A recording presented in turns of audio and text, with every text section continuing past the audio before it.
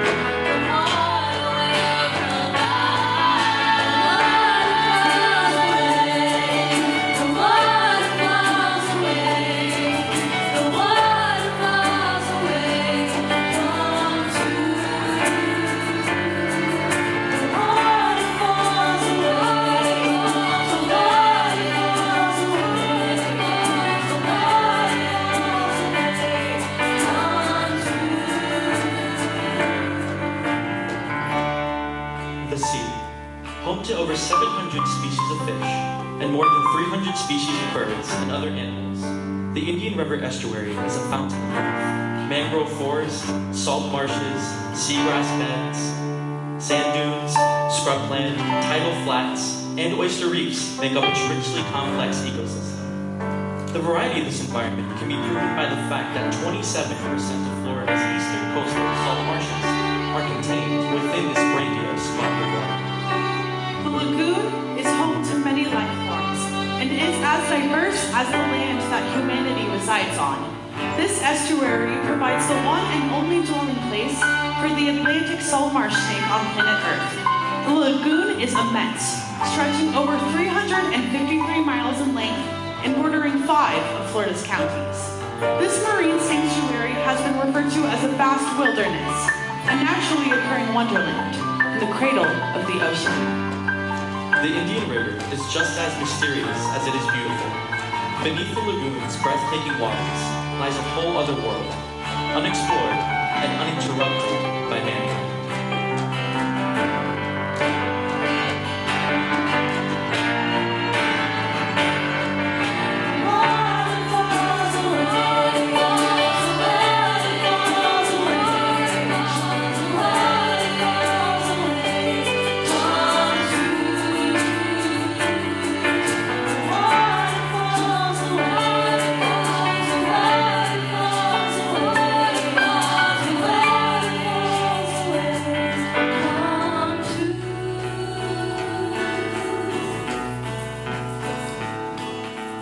Began to migrate to the lagoon. It called to them with the promise of a better life. These people were drawn to create a sanctuary in Mother River's estuary. There were hunter-gatherers and food was plentiful as it was a gift from the river, providing nourishment to both their bodies and their minds.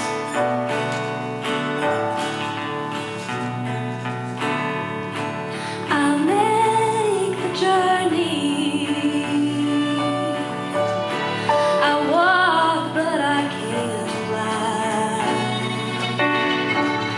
So I'll take a message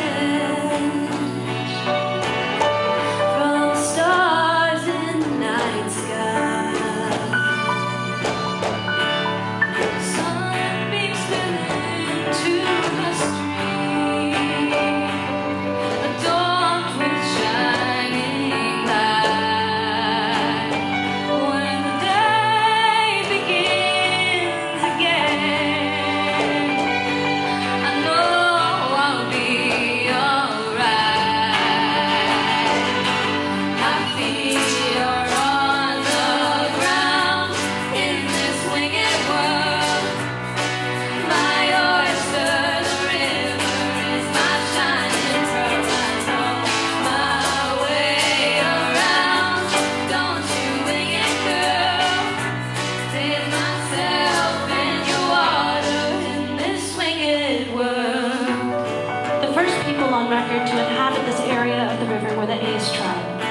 They traveled far and wide for a plentiful and fruitful environment where they could make a dwelling place for themselves and for future generations.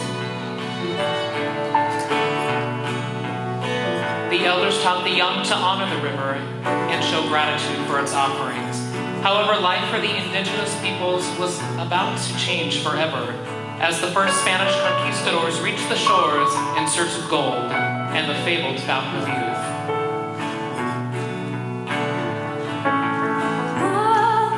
Teacher, never hand in sticks or stones. Daughter the preacher, knowledge passed down through their bones. Gifts from the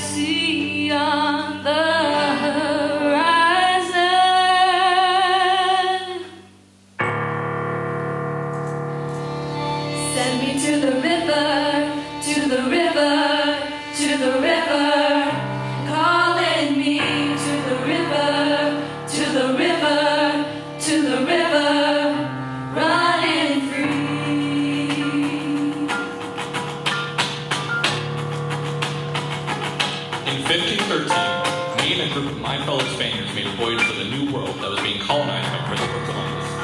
This voyage was spearheaded by Captain Juan Ponce de Leon, who was searching for the fountain of youth. The area we settled in, we would call Florida, after the Spanish word for Easter. We settled around the river lines, nowadays referred to as the Indian River Lagoon, and established one of the earliest cities in the United States, St. Augustine. In settling here, we came into contact with many of the natives that had lived on the land for thousands of years. We saw a great opportunity to spread our belief to all and teach them about our culture. If they don't agree, we will kill them.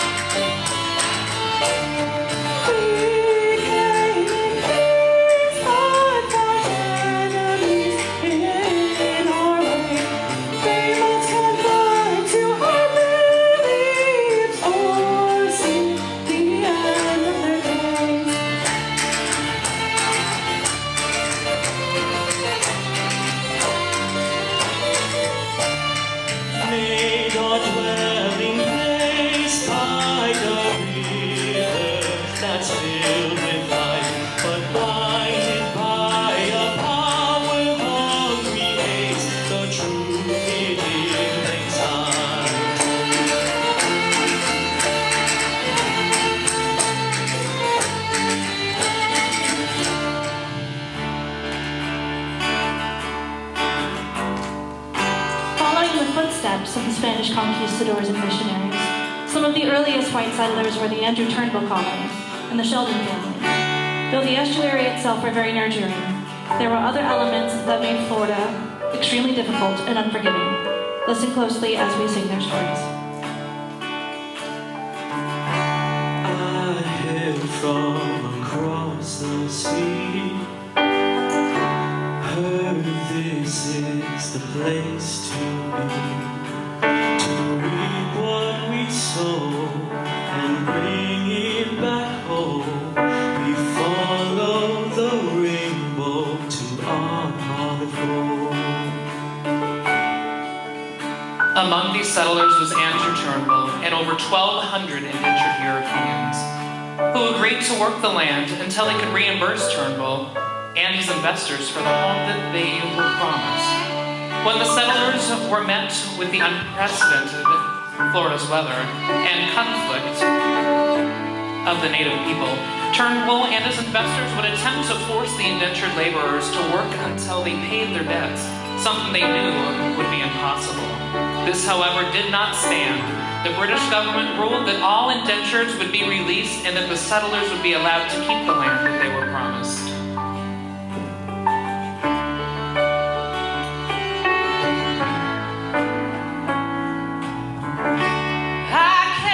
From the north, such a long, long way.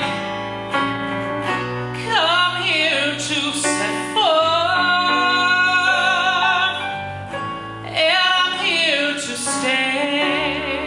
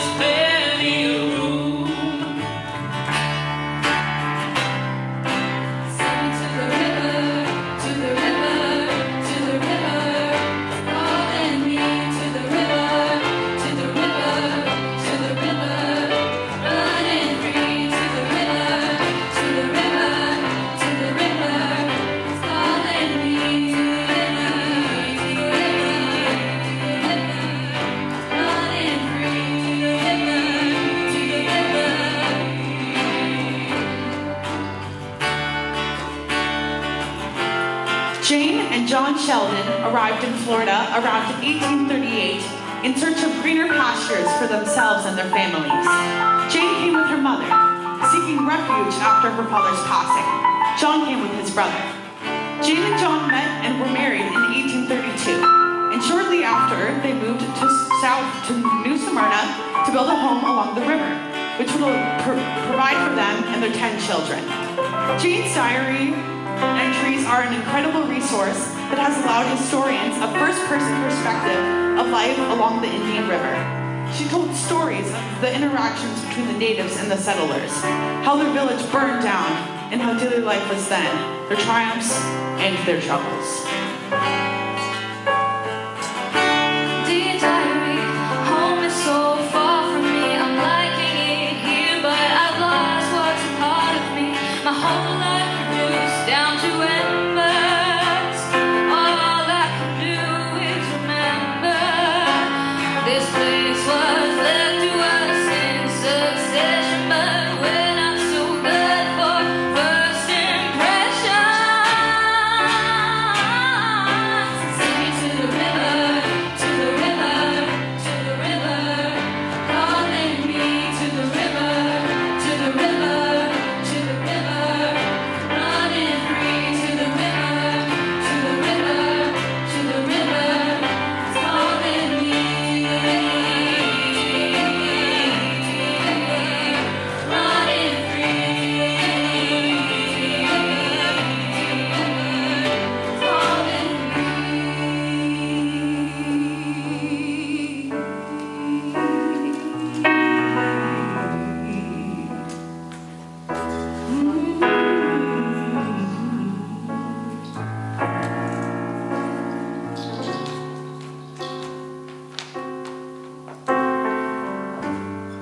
Too far from home, and I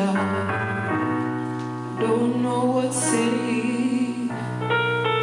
All I feel is the water wipes out any trace where I've been or where I'm going, or what's in store for me there. The tribulations carried cross I never asked to bear.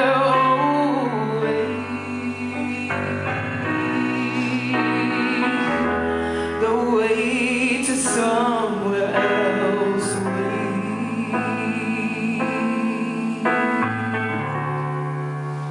away from this hell on earth, built to break, your lash to give and mine to take away.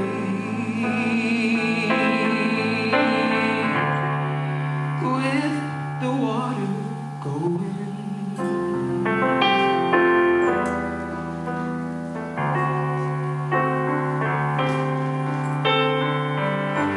they've sold too many souls too many times, and I don't know the day.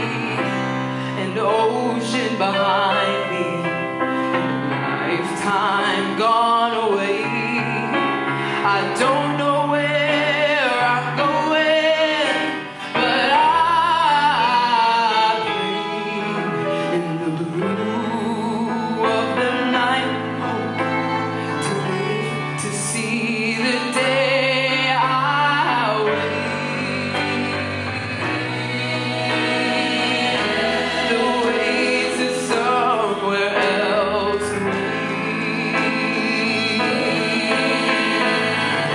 and could I free myself? I'll walk another step, and even though there's nothing left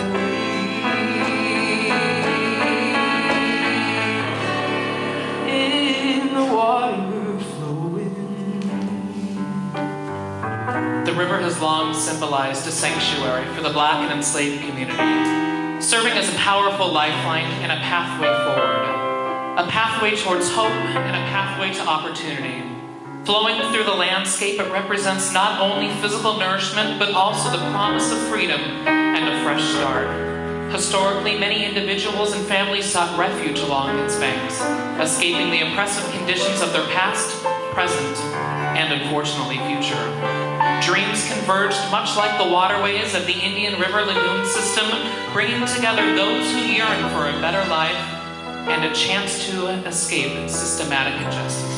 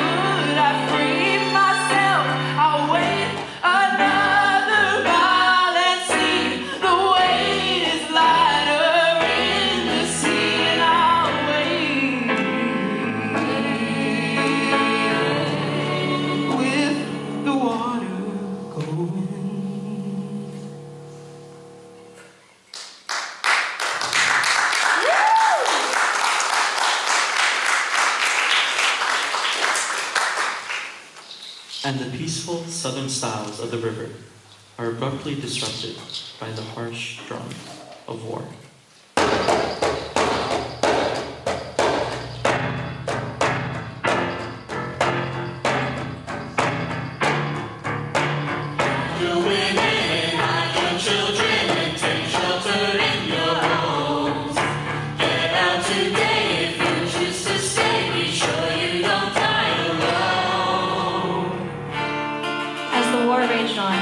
Tensions grew infinitely stronger.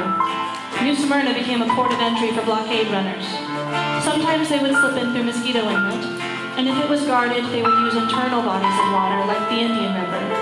We find Jane Sheldon alone and left to care for her children in their house, a hotel that she built with her husband John as a means of income in their budding community. John was away fighting in the war, as was their son George. Dear John, this has been a cruel war for me. Oh, John, it's rained an entire week. Blood and tears and sweat have been seeping into our homes. Oh,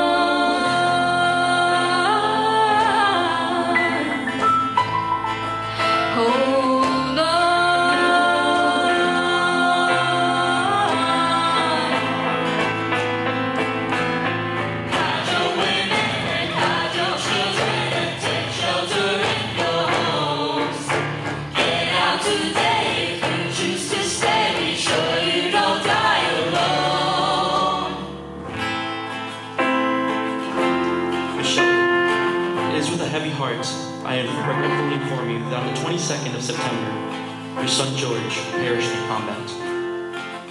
He fought valiantly, and my only hope is that it brings you some measure of comfort to know that there is nobody to blame for this tragedy but the enemy. Oh, George, you brave, brave soul. Oh, George, I wish you could come back home. What I would give to see you again. Torturous, now I wanna go back to when there was one less empty bed. Oh, John, I find it very hard to give him out. Oh, John, I'm so close, but I can't get away.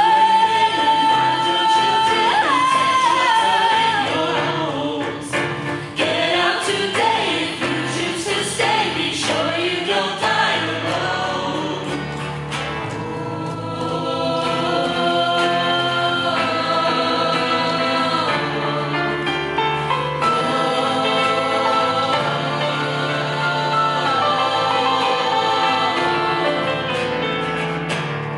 Never have I felt so little about a war. There's nothing civil. No, there's nothing civil at all. Hide your women and hide your children and take shelter in your homes. Get out today if you choose to stay. Be sure you don't die alone. Hide your women and hide your children and take shelter in your homes. Get out today if you choose to stay. Be sure you don't die alone. Just one woman with all my children, and all I have left is our.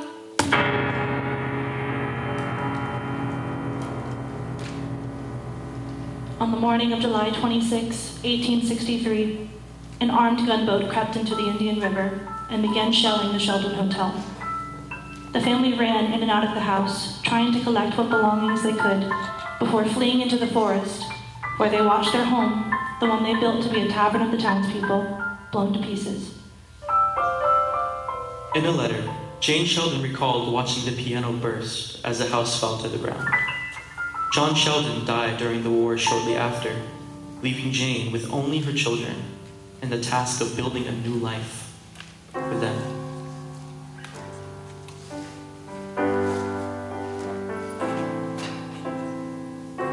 Immediately following the Civil War, a steady stream of settlers began to pour into Florida, and there became a need for the expansion of urbanization within the state.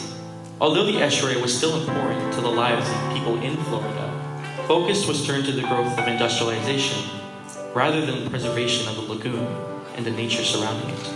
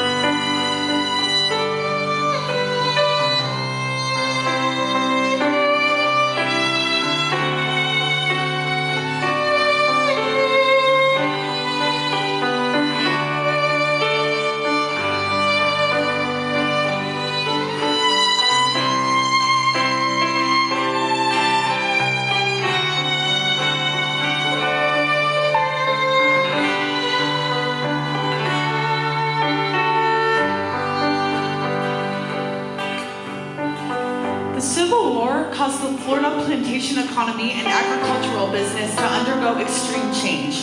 The destructive nature of the Civil War caused many small business farmers to become impoverished and go into debt. In turn, many of them entered the business of cotton growing. Once Florida recovered from the damages of the Civil War, agriculture that stemmed from the plantation economy was able to become increasingly more diverse. During the mid-1870s and 3 centuries after citrus was first introduced to Florida, the possibility for Florida to grow citrus commercially finally became possible. And needless to say, Florida turned out to be very successful in the citrus industry, which can be proven by the fact that the Indian River Fruit Company, located by the Indian River Lagoon, is still in business today.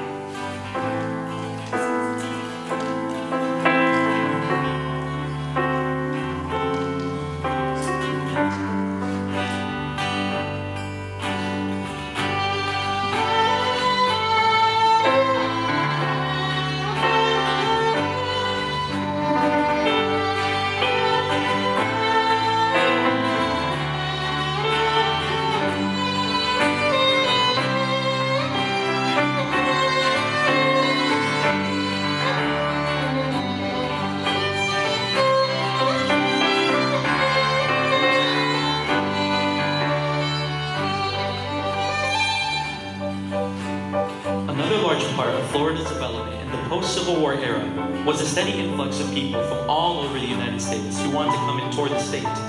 Florida's natural beauty, breathtaking sights, attracted many railroad developers, game hunters, fishermen, and even photographers. By the 1880s, Florida began to attract many northerners during the winter seasons to enjoy the fruits of Florida's newly developed, leisure-based tourism market. Following the inception of various winter resorts along the coasts of cities much like our dear St. Augustine.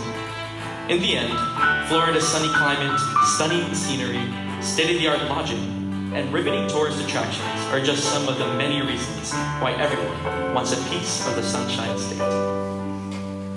All aboard! 1, 2, 3, 4.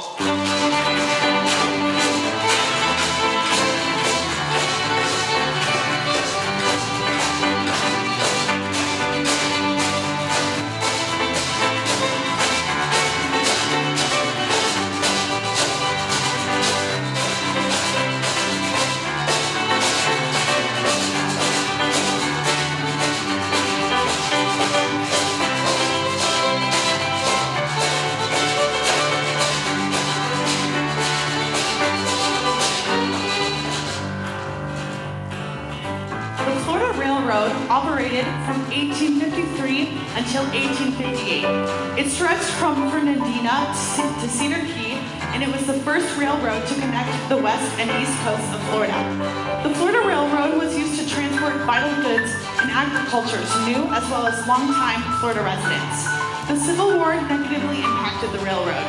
Much of the railroad's tracks, stations, and equipment were stolen or destroyed. However, new spurs were added to the overall railroad line that gave access to previously undeveloped areas. In the case of the Indian River Lagoon and New Smyrna Beach, it was the Blue Spring Orange City Atlantic line. Although the Florida Railroad benefited Florida's economy, fossil fuels that trains utilized in their operation resulted in the pollution of the environment.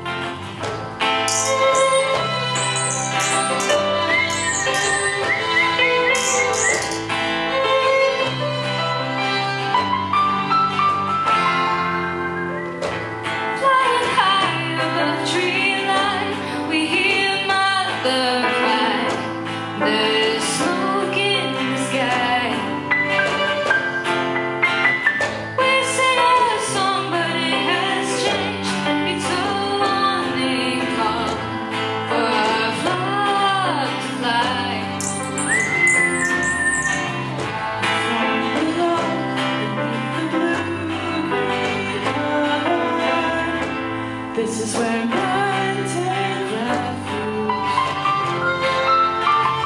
Escape the storm on the shore, but did you notice you made thunder here too?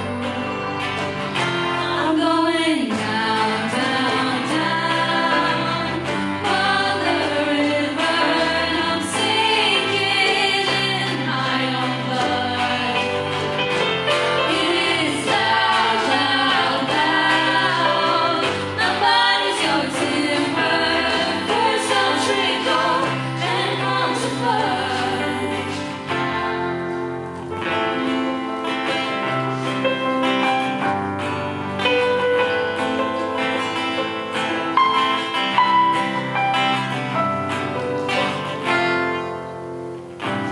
You've come, not from malice, but to nurture your own.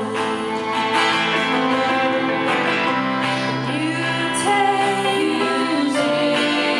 what you need, if you know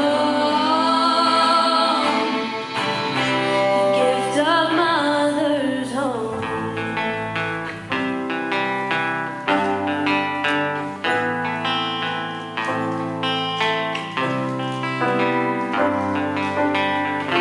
I'm going down, down, down, down on the sinking. It is loud, loud, my blood.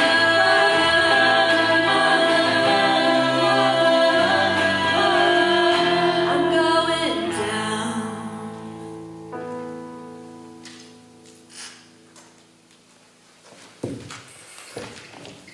In the quiet embrace of nature, rivers have long been more than mere watercourses. They are the lifeblood of ecosystems, the nurturers of flora and fauna, and the spiritual veins of the land. Yet as relentless march of human ambition seeks to dominate these vital waterways, a poignant dialogue emerges, a conversation perhaps between the Lady River and the man who wishes to colonize her.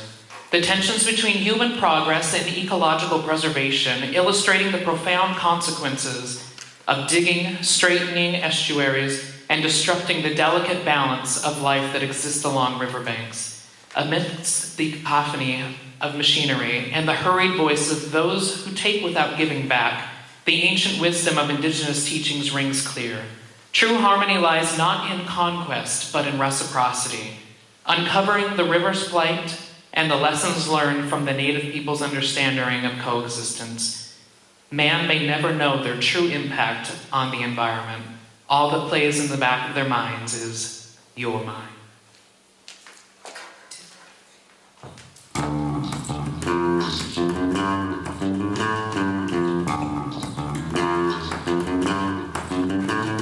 You got all your money, you're wasting my time. A sin is a sin and a lie is a lie. You hear when you give out and I can't deny what you're here to do. Keep me giving you got it all today. I'm on your agenda. The water falls away and you're the offender. Gotta use money, you gotta use time. You get us a grin and a piece of the pie. I give you my hand, you just have to shake. You said it yourself, baby, now you're awake. You got it all today. I'm taking you honey. The water falls away, it turns into money.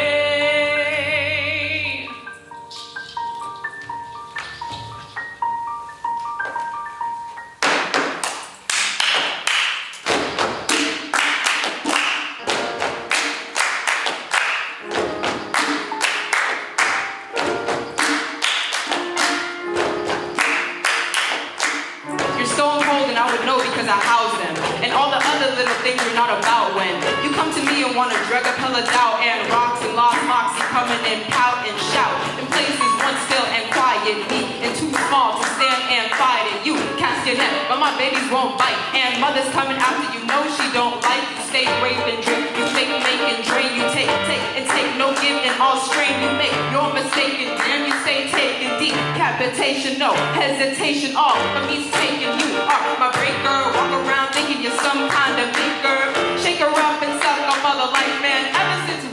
provide for you to siphon. That's in the accident. I'm asking, unlike you, I like to. I'm fasting from due time and destiny manifest. He's festering and I'm blessed. He's pestering and obsessed. He's telling a lie. Best believe I am the truth. Don't dig too deep. Found you, know you. I'm telling you right. No matter how you dream me, stay keen. Think of it next time it rains, please. Safe trees are made free when they leave. Safe trees, they all see your face. Be careful when you're looking down at me. That reflection's telling you're nasty. Got an estuary to provide for all of your offerings, tops and eyesores. Families live in me that I'll fight for. Coming in all inorganic, I'm on my floor.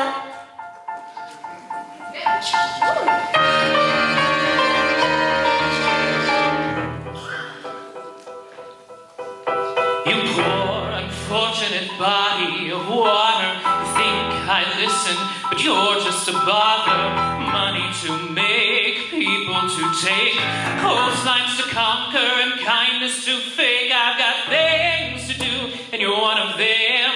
So you stay blue, and I'll show you my men, and concrete and gas and bridges to burn. You've had all these years here, it's our turn. You poor, unfortunate blue little thing, alive and dormant or dead and needing profit to prove it worthy. Sing a song of 600,000. I'll bring you down and you keep falling short of the line. I'll cast a spell of something poison. So should I bring the boys? Yeah, we'll give. We'll make a canal out of you. We'll drain you of all your vastness too, and we'll stop till we're all the way through. Because you're mine, because you're mine, because you're mine, because you're mine.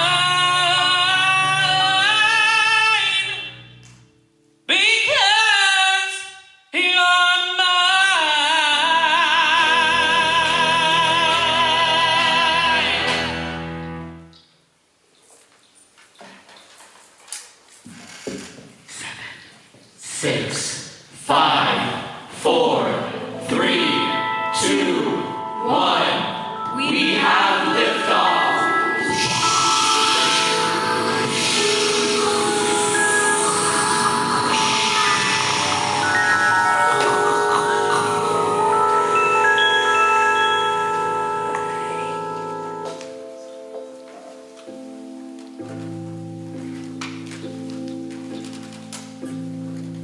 Look outside the window when there's nothing you can see with the naked eye. You know behind you is a pale blue dot you're leaving behind. A sight to behold, our latest invention. See into horizons beyond comprehension. Blow out in space like the waters of this place in free-floating suspension. But where you are, there's no room for brave. All that surrounds are the colors of death. It's a race against time to reach for the stars. The moon, Venus, Jupiter, Mercury, and Mars. Push it to the limit of how far we can go. A brand new exhibit of how much we can know. The earth and heavens will soon be one. How close can we fly to the sun? Since the 1960s, the Kennedy Space Center, NASA's primary launch hub, has sat adjacent to the Indian River Lagoon on Florida's Atlantic coast. Although the estuary is closely monitored by NASA to help regulate environmental impact, water quality, and wildlife populations, there's unfortunately a sizable disparity on the long-term lasting effects that the lagoon is facing. NASA's extensive infrastructure and facilities located in the region have had significant impacts on the lagoon's environment, as the habitats surrounding the Space Center are directly displaced and degraded by the construction taking place in the estuary, leading to the alteration of natural waterways and loss of necessary breeding grounds for much of the estuary's marine life. NASA's presence in the estuary has harbored significant environmental research and efforts for higher levels of conservation. However, there's still much work that needs to be done to protect the beautiful waters of the Indian River Lagoon. It's a race against time to reach for the stars. The moon, Venus, Jupiter, Mercury, and Mars. Push it to the limit of how far we can go. A brand new exhibit of how much we can know. The earth and heaven will soon be one. How close can we fly to the sun? How close should we fly to the sun? How close do we fly to the sun?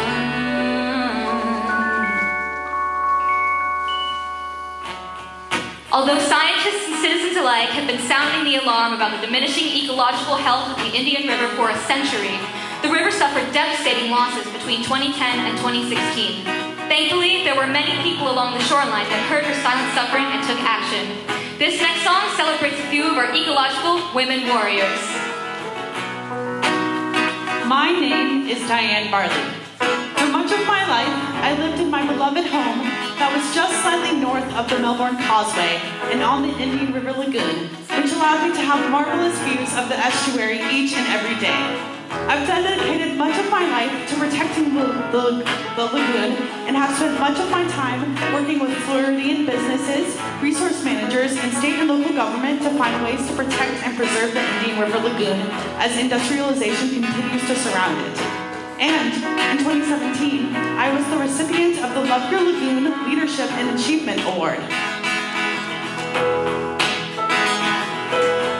My name is Doris Sleeper, and I have spent my entire life sculpting my thoughts into art, creating visual representations of my surroundings. I moved to Eldora, Florida, just south of New Smyrna, along the Indian River Lagoon.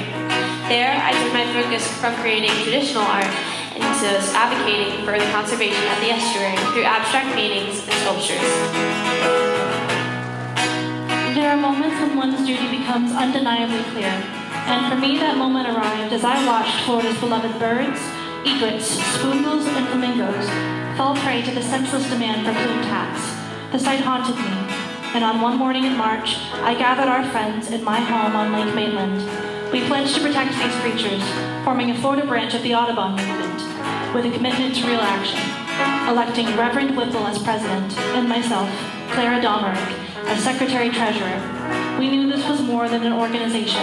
It was a fight to preserve Florida's magic, one that generations would build upon long after us. When I was a girl, I saw the birds sing, saw the stars shining in the sky. And now that I am older, oh, the stars still shine, but the birds are getting home so quiet, so quiet. I hear a voice calling through the forest, through the blue. I gotta find it, I gotta find it. Beauty speaks through my canvas. Her features, sounds, her colors, touch, I could just paint it. I hear a voice calling through the forest, through the blue. I gotta find it, I gotta find it. I hear a voice calling through the forest, through the blue. I gotta find it, I gotta find it. We are women you don't say no to. Men say we've got some loose screws. Gotta protect what lies beneath the big blue. We are women you don't say no to.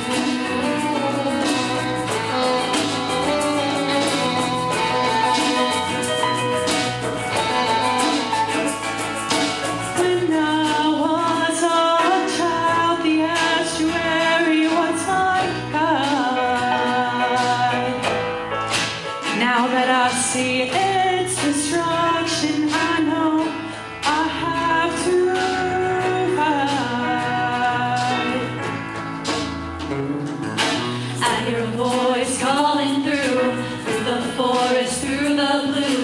I gotta find it. I gotta find it. I hear a voice calling through the forest, through the blue. I gotta find it. I gotta find it. I hear a voice calling through the forest, through the blue. I gotta find it. I gotta find it. We are women you don't say no to, and say we got some loose screws. Gotta protect the lives beneath the blue. 'Cause we are women who don't say no to. I am helpless. Won't someone be selfless to live and let me what is wrong? No hesitation, calling all conservation. Make it so I'm not alone. Make it so we can stay home. Well, when I was a girl, I was crazy, but I was dark.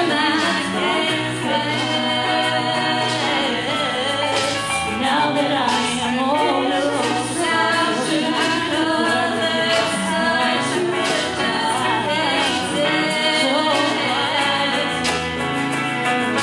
I hear a voice calling through the forest, through the blue. I gotta find it. I gotta find it. I hear a voice calling through the forest, through the blue. I gotta find it. I gotta find it. I hear a voice calling through the forest, through the blue. I gotta find it. I gotta find it. We are women you don't say no to, men say we've got some loose screws. Gotta protect what lies beneath the blue. 'Cause we are women you don't say no to.